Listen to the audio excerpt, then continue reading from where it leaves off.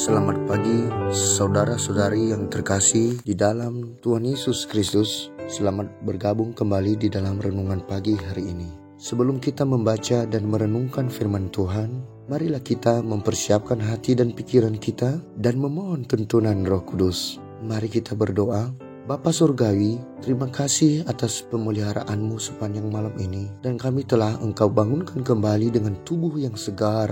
Kami ingin memulai hari kami, ya Tuhan, dengan memanggil namamu dan mendengarkan firman-Mu. Kami mohon pimpinan Roh Kudus, supaya kami dapat mengerti firman-Mu dan melakukannya di dalam kehidupan kami.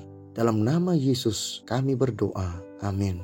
Saudara-saudari yang dikasihi Tuhan, renungan firman Tuhan pada pagi hari ini terambil dari 2 Korintus pasal 1 ayatnya yang ke-10. Saya akan membacakannya untuk kita. Dari kematian yang begitu ngeri, Ia telah dan akan menyelamatkan kami. Kepadanya kami menaruh pengharapan kami bahwa Ia akan menyelamatkan kami lagi.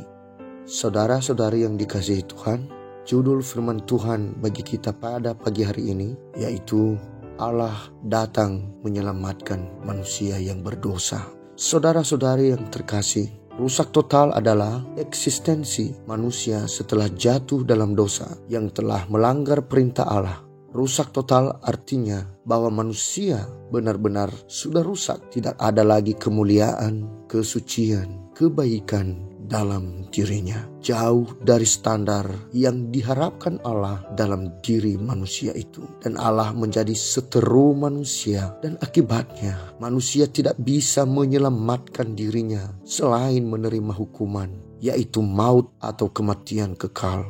Dan buktinya Allah mengusir Adam dan Hawa dari Taman Eden. Manusia menerima murka Allah. Allah mengutuk manusia di mana manusia mengalami kesusahan karena mereka terpisah dengan Allah yang merupakan sumber kehidupannya.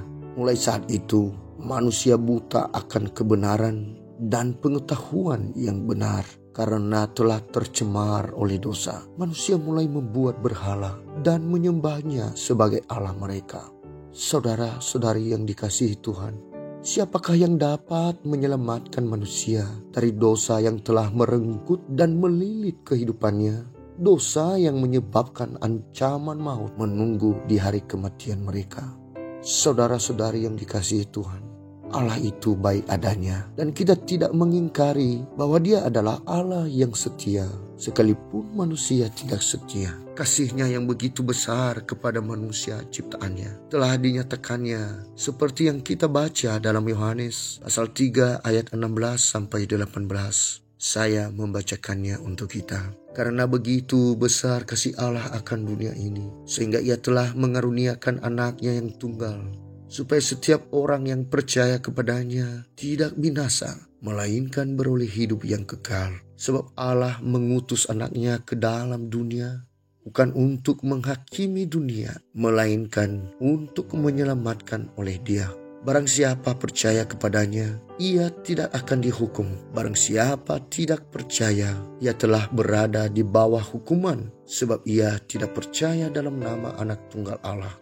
Saudara-saudari yang terkasih, kita bersyukur atas keselamatan yang diberikan Yesus bagi kita. Karena kita telah bebas dari hukuman kekal dan Yesus telah menganugerahkan kepada kita tempat yang indah permai, yaitu surga mulia.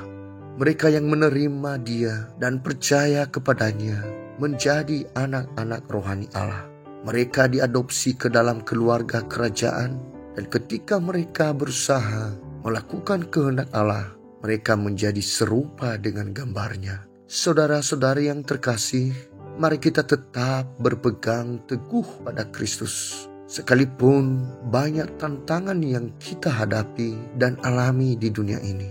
Karena penderitaan sekarang ini tidak melebihi sukacita surgawi yang telah disediakan Yesus bagi kita. Maka dengan itu, jangan sia-siakan imanmu. Selagi kita masih bernafas dan bergerak, kita masih diberikan kesempatan. Tidak akan ada kesempatan kedua kalinya setelah kita mati. Jadi jika saudara masih berada dalam jalan yang sesat, maka bertobatlah karena kerajaan Allah sudah dekat. Kita tidak tahu kapan waktunya kita dipanggil menghadap takhta Allah. Namun yang pasti adalah kita pasti meninggalkan dunia ini. Tuhan Yesus telah berjanji bahwa setiap orang yang percaya kepadanya akan ditempatkannya di tempat yang sudah disediakannya. Tuhan Yesus berfirman di dalam Yohanes pasal 14 ayat 1 sampai ayat yang keempat. Saya membacakannya untuk kita. Janganlah gelisah hatimu, percayalah kepada Allah, percayalah juga kepadaku. Di rumah Bapakku banyak tempat tinggal. Jika tidak demikian,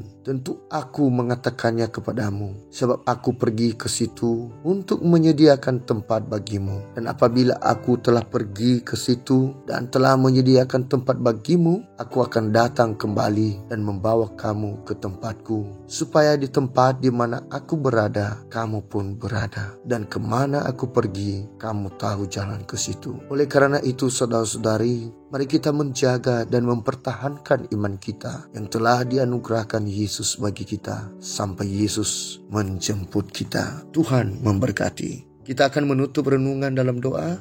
Mari kita berdoa. Bapa yang di surga, terima kasih atas firman-Mu hari ini.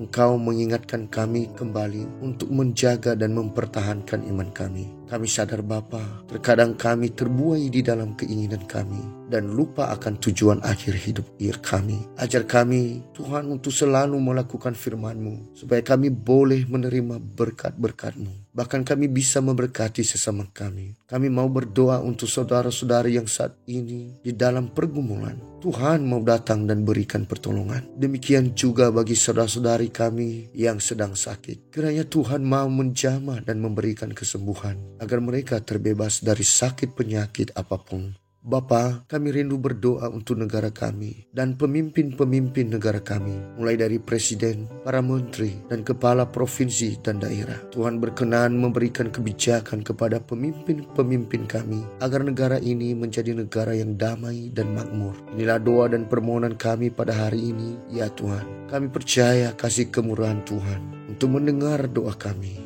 Di dalam nama Yesus, Tuhan kami telah berdoa. Amin. Saudara-saudara, mulailah harimu, kiranya kasih dan anugerah Tuhan senantiasa melimpah di dalam kehidupanmu. Dan muliakanlah Tuhan di dalam setiap aktivitasmu, dan jadilah saksi hidup bagi firman-Nya. Roh Kudus menyertai kita semua. Sampai berjumpa kembali di renungan berikutnya. Tuhan Yesus memberkati.